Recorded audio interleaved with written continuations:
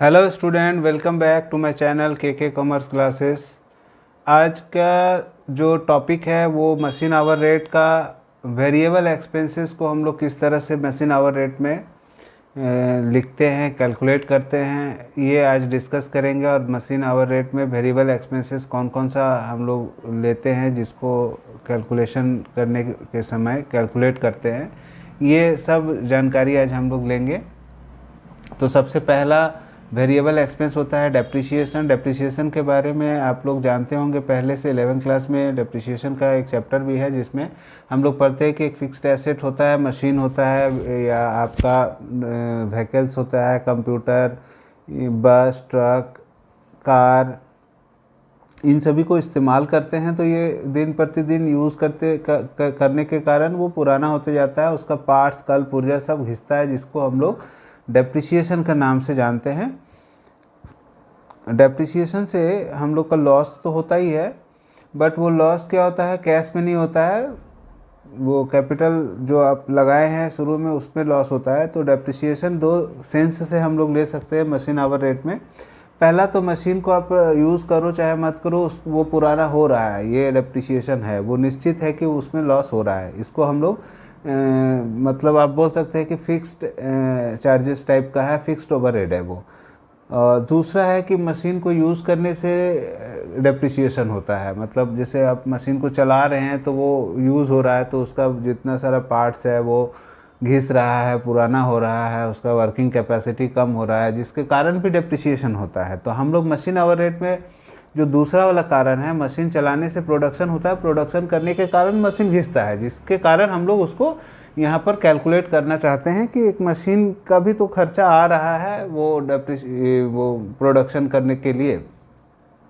इसलिए machine hour rate जब भी आप निकालें तो डेप्रिसिएशन को हम लोग वेरिएबल चार्जेस में हम लोग कैलकुलेट करते हैं। और मशीन का जो डेप्रिसिएशन निकालते हैं उसका निकालने का सबसे आसान तरीका है कि आप मशीन का जो कॉस्ट है वो निकाल ले। कॉस्ट निकालने के लिए आपको उसमें इंस्टॉलेशन चार्जेस, कैरेज, फ्रेट वगैरह कुछ भी लगा तो उसको ऐड करेंगे और उसमें से स्क्रैप वैल्यू को माइनस करेंगे। जैसे कि आप यहाँ फार्मूला में देख सकते हैं, cost of machine minus scrap value divided by total working hour of machine. जितना देर अब वो मशीन चलेगा उस साल, ठीक है, उससे हम लोग डिवाइड करते हैं। पहले तो लाइफ से डिवाइड करते हैं, बाद में उसको जितना मतलब घंटा का निकालना है उसको डिवाइड कर देंगे उसको वर्किंग लाइफ से, तो 1 घंटा के भी डेप्रिसिएशन हम लोग कैलकुलेट कर सकते हैं। इस तरह से हम लोग डेप्रिसिएशन का कैलकुलेशन कर लेते हैं। दूसरा टॉपिक है रिपेयर एंड मेंटेनेंस। रिपेयर और मेंटेनेंस से रिलेटेड जो भी आपका कैलकुलेशन करना होता है, तो इसमें जो क्वेश्चन आपको मिलेगा जब इसको सॉल्व करेंगे मशीन आवर रेट निकालने के लिए, जो आपको क्वेश्चन मिलेगा उस क्वेश्चन में आप अच्छे से पढ़ के देख लेना कि उसमें रिपेयर एंड मेंटेनेंस के बारे में क्या इन्फॉर्मेशन दिया हुआ है। कभी कभी क्या होता है कि वो पूरा लाइफ का दिया हुआ रहता है, तो उसमें क्या होता है कि आप मशीन चलाओ चाहे मत चलाओ, वो पूरा लाइफ का मेंटेनेंस चार्जेस है वो, तो जनरली उसको फिक्स्ड एक्सपेंस में हम लोग लेते हैं। मगर अगर वो मशीन का repair and maintenance monthly basis में दिया हुआ है या ईयरली बेसिस में दिया हुआ है, फिर जब मतलब वो ख़राब होता है तब हम लोग रिपेयर कराते हैं, तो इसको वेरिएबल एक्सपेंस बोलते हैं। जब आप जिस साल आप मशीन को ज़्यादा चलाएंगे तो रिपेयरिंग मेंटेनेंस का ज़्यादा काम होगा, तो फिर वर्किंग आवर अगर ज़्यादा है तो मेंटेनेंस भी ज़्यादा करना होगा, तो उस समय आप उसको वेरिएबल चार्जेस में, वेरिएबल एक्सपेंसेस में इसको आप कैलकुलेट करेंगे।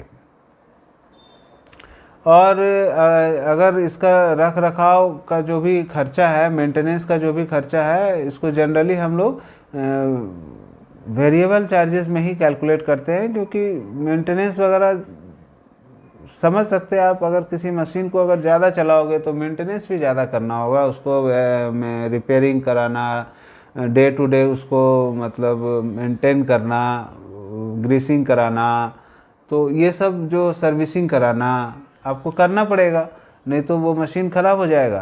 तो ये वेरिएबल चार्जेस में आता है। थर्ड वेरिएबल एक्सपेंस है पावर एक्सपेंसेस, जैसे बिजली का जो खर्चा आता है, तो ये तो आप समझ लीजिए कि ये वेरिएबल चार्जेस ही होते हैं, क्योंकि बिजली के यूज़ से जब मशीन चलता है तभी बिजली का मीटर घूमता है, अदरवाइज़ वो घूमेगा नहीं और ज़्यादा बिल आएगा नहीं। तो ये हमेशा वेरिएबल चार्जेस में ही आता है पावर। और इसको निकालने का जो फार्मूला होता है, पावर चार्जेस पर ईयर कितना लगा है डिवाइडेड बाय कितना वर्किंग आवर है उसका उस साल का, उससे डिवाइड कीजिएगा तो 1 घंटा का पावर आपको पता चल जाएगा। फोर्थ वेरिएबल एक्सपेंसेस में आता है स्टीम एंड वाटर। इसके संबंध में आपको क्वेश्चन में पूरी इंफॉर्मेशन दिया रहता है, इंस्ट्रक्शन दिया रहता है, आप उसी को देख के जैसा वो आपको करने बोला है क्वेश्चन में, जैसा आपको इंडिकेशन मिलेगा आप उसी तरह से उसको कैलकुलेट करेंगे। जनरली ये कहाँ होता है, वेरिएबल चार्जेस में ही होता है। अगर मशीन चलेगा तभी स्टीम बनेगा, तभी वाटर का ज़रूरत पड़ेगा, तभी आपका उसमें खर्च आपका बढ़ेगा, नहीं तो अदरवाइज़ बंद मशीन में आपको ये सब चीज़ों की ज़रूरत नहीं पड़ता है। वेरिएबल चार्जेस को जानने के बाद हम लोग बेसिकली कुछ और बातों को जानना ज़रूरी होता है मशीन आवर रेट निकालने के समय। तो वो क्या है कि बेस पीरियड होना चाहिए आपके पास, कुछ बेस पीरियड पता होना चाहिए। Every problem in machine hour rate certain period is taken as the base, such as period called base period. So, the period may be as year, half year, quarter, a month, a week और a day। ऐसा हो सकता है कि वो yearly हो सकता है, सालाना खर्चा हो सकता है, हाफ ईयरली आप कैलकुलेट कर रहे हैं, क्वार्टरली कैलकुलेट कर रहे हैं, मंथली, वीकली, अब पर डे के हिसाब से भी कैलकुलेशन होता है machine hour rate. Through any of the above period can be taken as a base period. इसमें से किसी भी तरह को कैलकुलेशन में आप अपना बेस पीरियड उसको डिसाइड कर सकते हैं। वार्षिक वाला ले सकते हैं, 1/4 वाला ले सकते हैं, महीना वाला, साप्ताहिक वाला, प्रतिदिन वाला, जैसे भी आपका क्वेश्चन में इंफॉर्मेशन रहेगा आप उसी को बेस ईयर मान सकते हैं, बेस पीरियड मान सकते हैं। ठीक है। नेक्स्ट आपका है इफ़ेक्टिव और प्रोडक्टिव वर्किंग आवर क्या है। इफ़ेक्टिव वर्किंग आवर का कैलकुलेशन करना बहुत ही आवश्यक होता है मशीन आवर रेट में, क्योंकि जब तक आप वो वर्किंग आवर नहीं निकालेंगे कि मशीन कितना देर काम किया है, तब तक आप ये कैलकुलेट नहीं कर पाएंगे कि 1 घंटा का खर्च क्या होगा। तो इसके लिए इम्पॉर्टेंट है कि आप मशीन का जो इफ़ेक्टिव वर्किंग आवर है वो कैलकुलेट कर लें। मशीन का इफ़ेक्टिव आवर कैलकुलेट करने के लिए आपको बहुत ही इम्पॉर्टेंट है कि आपको ये जानना होगा कि मशीन में रिपेयरिंग का टाइम कितना लगता है, सेटिंग का टाइम कितना लगता है, क्लीनिंग का टाइम कितना लगता है। क्योंकि देखो, जब भी ऑफिस का टाइम ओपन होता है, मतलब वो स्टार्ट होता है, तभी मजदूर लोग या उसका जो टेक्नीशियन है या स्किल्ड वर्कर है, जो वो लोग ऑफिस आएंगे तभी मशीन को ऑन करेंगे। जब मशीन ऑन होगा तो मेंटेनेंस का भी काम चालू हो जाता है, क्योंकि रात को तो मेंटेनेंस होगा नहीं आपका। जब मशीन का वर्कर लोग रहेगा, मैकेनिक लोग रहेगा और उसका ऑपरेटर रहेगा, तभी उसका मेंटेनेंस किया जाता है, ताकि ऑपरेटर को भी समझ में आता है कि किस तरह का प्रॉब्लम मशीन में आ रहा है। तो ये सब टाइम जो मेंटेनेंस के लिए होता है, क्लीनिंग के लिए होता है, वार्मिंग के लिए होता है, कोई कोई मशीन को तो हीट किया जाता है तब जाके वो वर्क करता है। तो ये सब चीज़ों के लिए आपको जो टाइम वेस्ट होता है, इस टाइम को आप लोग माइनस कर देना, क्योंकि ये इस टाइम में आप प्रोडक्शन होगा नहीं, और ये प्रोडक्शन अगर होगा नहीं उस टाइम में, तो उस टाइम में कुछ भी प्रोडक्शन नहीं हो रहा है, मगर टाइम तो वेस्ट हो रहा है। आपका जो वर्किंग आवर है ऑफिस का वो तो चालू है, मजदूर का जो चार्जेस है वो तो चालू है, आप काम कराओ चाहे मत कराओ, मशीन बंद पड़ा हुआ, मजदूर बैठा हुआ है, मशीन बंद पड़ा हुआ, मजदूर बैठा हुआ है, और जो ऑपरेटर है वो भी चुपचाप बैठा हुआ है। तो सब तो अपना अपना जो भी काम है वो करने के लिए आया है, मगर आप काम नहीं कराओगे, मशीन नहीं चलेगा, तो लोग भी चुपचाप बैठा रहेगा, तो तनख्वाह तो आपको देना पड़ेगा। तो इसलिए हम लोग क्या करते हैं कि उस घंटा को तो घटा देते हैं, जिसके कारण क्या होता है, आपका जो टाइम है वो कम हो जाता है। ठीक है, और टाइम कम हो जाता है, और उससे आप डिवाइड देंगे तो मशीन का कॉस्ट भाग जाएगा, क्योंकि आपका खर्चा तो ज़्यादा हो जाएगा मगर कम समय मशीन चलेगा। तो इसलिए वर्किंग आवर, जो इफ़ेक्टिव वर्किंग आवर है वो निकालना बहुत इम्पॉर्टेंट है। इफ़ेक्टिव वर्किंग आवर निकालने के लिए सबसे आसान तरीका यही है कि आपका जो भी वर्किंग टाइम है ऑफिस का वो पूरा टोटल पहले निकाल लीजिए। उसमें से सेटिंग टाइम है, मेंटेनेंस का टाइम है, या फिर आइडियल टाइम है, किसी भी कारण से मशीन में काम नहीं होता है, तो वो सब घंटों को, वो सब आवर्स को आपको जो टोटल वर्किंग आवर है उसमें से घटा देना चाहिए और इफेक्टिव वर्किंग आवर निकालना चाहिए। नेक्स्ट है आपका मशीन ऑपरेटर वेजेस। नेक्स्ट है machine operator wages. Machine operator wages को किसी किसी राइटर द्वारा बताया गया है कि ये डायरेक्ट एक्सपेंस है और ये आपके लिए मतलब फाइनेंशियल एक्सपेंस में इसको दिखाना चाहिए, क्योंकि मशीन का जो ऑपरेटर है वो मशीन चलाता है, उससे प्रोडक्शन का विशेष कोई मतलब नहीं है और उसको, उस एक्सपेंस को हम लोग यहाँ मशीन आवर रेट में नहीं दिखाएंगे। बट कुछ राइटर का अपना अलग विचार है कि अगर ऑपरेटर नहीं रहेगा तो हम लोग प्रोडक्शन नहीं कर पाएंगे और प्रोडक्शन नहीं होगा तो फिर मशीन का इस्तेमाल कैसे होगा। तो जैसे मान लीजिए कि आपका बिक्री कम हो रहा है, प्रोडक्शन कम हो रहा है, तो ऐसा थोड़ी ना होता है कि ऑपरेटर को हम छुट्टी दे देते हैं हमेशा के लिए कि नहीं मत आना अब। वो तो ज़रूरत पड़ेगा ही, आपको थोड़ा कम प्रोडक्शन करना है, एकदम थोड़ा ही प्रोडक्शन करना है तो ऑपरेटर तो चाहिए।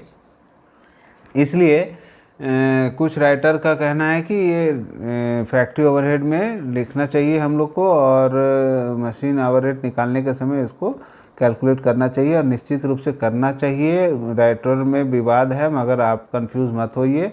आपको मशीन ऑपरेटर का जो खर्चा है वो आपको वेरिएबल चार्जेस के रूप में लिखते हैं हम लोग, ठीक है। और कुछ राइटर का कहना है कि फिक्स चार्जेस के रूप में भी लिख सकते हैं। तो क्वेश्चन में आप देखिएगा, अगर वो आपको घंटा के हिसाब से दिया हुआ है तो आप इसको वेरिएबल में लिखेंगे और अगर उसको मंथली बेसिस में दिया हुआ है तो आप उसको फिक्स चार्जेस के रूप में लिखेंगे, स्टैंडिंग चार्जेस के रूप में लिखेंगे, मशीन एक्सपेंस में नहीं लिखेंगे, ठीक है। नेक्स्ट है आपका मशीन आवर रेट का जो एक और वेरी इम्पॉर्टेंट बात जो है आपका वो है कंज्यूमेबल स्टोर, ठीक है। कंज्यूमेबल स्टोर का बारे में आप समझिए कि एक तरह का मशीन में जो रद्दी कपड़ा यूज़ होता है, ग्रीस यूज़ होता है, ठीक है, क्लीनिंग करने का जो केमिकल्स वगैरह यूज़ होता है, लुब्रिकेंट ऑयल वो चिकना करने के लिए ताकि वो मशीन स्मूथली चले, तो ये सब भी तो आपका कंज्यूम करता है मशीन चलाने के कारण। तो ये वेरिएबल एक्सपेंस में ही होता है क्योंकि जब मशीन चलता है तभी ये यूज़ होगा। अगर क्वेश्चन में किसी भी तरह का कन्फ्यूज़न है तो आप इसको वेरिएबल चार्जेस में लिख लीजिए और नोट दे दीजिए, एजम्पशन दे दीजिए कि हम जो भी कंज्यूमेबल स्टोर में खर्च हुआ है इसको हम लोग वेरिएबल चार्जेस में कैलकुलेट किए हैं। आप अगर स्टैंडिंग चार्जेस में अगर इसको दिखाते हैं तो भी आप अपना एक नोट दे सकते हैं कि हम लोग इसको स्टैंडिंग चार्जेस में दिखा रहे हैं, क्योंकि कुछ कुछ ऑथर्स का कहना है कि इसको स्टैंडिंग ऑर्डर में लिखेंगे। तो कंफ्यूज मत होइए, क्वेश्चन जब बनाइएगा तो भी आप देखिएगा, इलस्ट्रेशन वगैरह में भी देखिएगा, जो एक ही एक्सपेंस को कहीं वो फिक्स में दिखा रहा है कहीं वेरिएबल में दिखा रहा है, तो उस चक्कर में मत पड़िए। आपको ये एक क्लियर मैसेज आपके पास होना चाहिए कि कंज्यूमर स्टोर है तो मशीन जब चलता है तभी कंज्यूम करता है लुब्रिकेंट, ग्रीस, ऑयल, कॉटन, तो हम इसको वेरिएबल में ही रखते हैं, ठीक है। और लास्ट टॉपिक जो है वो बहुत इम्पॉर्टेंट है आपके लिए। लास्ट टॉपिक है हायर परचेस एग्रीमेंट में अगर आप कोई मशीन खरीदते हैं तो उसका इंटरेस्ट को क्या करेंगे आप। हायर परचेस सिस्टम में जो इंस्टॉलमेंट देते हैं तो उस इंस्टॉलमेंट का क्या करेंगे, इस संबंध में आपको बता दें कि हायर परचेस इंस्टॉलमेंट में जो सामान आप खरीदते हैं तो उसमें जो भी आप इंस्टॉलमेंट देते हैं उसमें cash price of the machine और इंटरेस्ट दोनों मिला के इंस्टॉलमेंट बनता है। तो cash price of the machine वो तो कोई खर्च है नहीं, आप तो उसको दे रहे हैं तो उसके बदले में मशीन भी ले रहे हैं, एज अ कैपिटल एक्सपेंडिचर, उसको तो हम लोग को कॉस्टिंग डिपार्टमेंट में दिखाना ही नहीं है। और दूसरी बात उसका इंटरेस्ट है, इंटरेस्ट को भी हम लोग नहीं दिखाते हैं कॉस्ट अकाउंट में, क्योंकि आपके पास जब कैपिटल नहीं था तो आप मशीन नहीं खरीद पा रहे थे। अगर आपको कोई लोन दिया है तब आप मशीन खरीदे तो वो लोन वाला पैसा तो आपका नहीं है, किसी और का था, वो आप लोन लिए इसके कारण एक्सपेंस करना पड़ रहा है। ये जो पूरा मैटर है वो फाइनेंशियल स्टेटमेंट, फाइनेंशियल अकाउंट का मैटर है। और हम लोग ये जो हायर परचेस सिस्टम में मशीन खरीदते हैं उसका इंटरेस्ट पे करते हैं, इंस्टॉलमेंट पे करते हैं, ये सब आपका कहाँ पर कैलकुलेट करेंगे? फाइनेंशियल अकाउंट में, कॉस्ट अकाउंट में इसका कोई एंट्री नहीं होता है। ठीक है, तो ये सब कुछ इम्पॉर्टेंट बात था जो आपके साथ हम डिस्कस किए हैं। और मशीन आवर रेट का क्वेश्चन अब आएगा आपके पास, तो आपको समझ में आएगा कि किस तरह से कैलकुलेशन हम लोग कर रहे हैं, और करना भी चाहिए, क्योंकि एक प्रॉपर मशीन आवर रेट निकालने के लिए ये सारा कैलकुलेशन हम लोग को करना पड़ता है। और लास्ट में आपको एक फॉर्मेट हम प्रोवाइड कर रहे हैं जो कि मशीन आवर रेट को निकालने में, पर आवर का जो कॉस्ट है कैलकुलेट करने में, ये फॉर्मेट बहुत यूज़फुल होता है। जैसे पहले लिखा हुआ है फिक्स्ड एक्सपेंसेस और स्टैंडिंग चार्जेस आपको लिखना है, सबसे ऊपर में लिखना है format computation of machine hour rate. और स्टैंडिंग चार्जेस में या फिक्स्ड एक्सपेंसेस में जो जो आइटम आ सकता है, ज़्यादा से ज़्यादा तो नहीं लिखे हैं, कम ही लिखे हैं हम यहाँ पर, बट इससे ज़्यादा भी हो सकता है। बट एक नॉर्मल आपका जो कोर्स है सेमेस्टर 5 में, वो इतना सारा टॉपिक को आपका बुक में जो कवर करता है वो सब हम यहाँ पर इंक्लूड कर लिए हैं, आप इसको देख लीजिए। फिक्स्ड एक्सपेंस में 10 आइटम को लिखे हैं हम, rent, light, supervision, labour, insurance, manager salary, foreman salary, canteen expenses, variable consumable store और अदर एक्सपेंसेस। ठीक है, ये जनरली स्टैंडिंग चार्जेस में होता है। और जो क्या बोलते हैं उसको, वेरिएबल मशीन एक्सपेंस या वेरिएबल एक्सपेंस, वो ज़्यादा नहीं है आपका। Depreciation, repair, maintenance, power and steam and water, जो कि हम अभी नोट्स में डिस्कस भी किए हैं, ये सब आता है। ये फॉर्मेट आप अच्छे से याद कर लीजिए, समझ लीजिए, देख लीजिए, और क्वेश्चन बनाते के समय आपको ये फॉर्मेट में ही कैलकुलेशन करना है। ठीक है, नेक्स्ट वीडियो में आपका न्यूमेरिकल का क्वेश्चन आना शुरू हो जाएगा। अगर चैनल को सब्सक्राइब नहीं किए हैं तो चैनल को सब्सक्राइब कर लीजिए, ताकि जो न्यूमेरिकल वाला वीडियो आएगा आपको उससे जो हेल्प मिल सकता है, और आप सीख सकते हैं कि कैसे मशीन आवर रेट बनाएंगे। Thank you.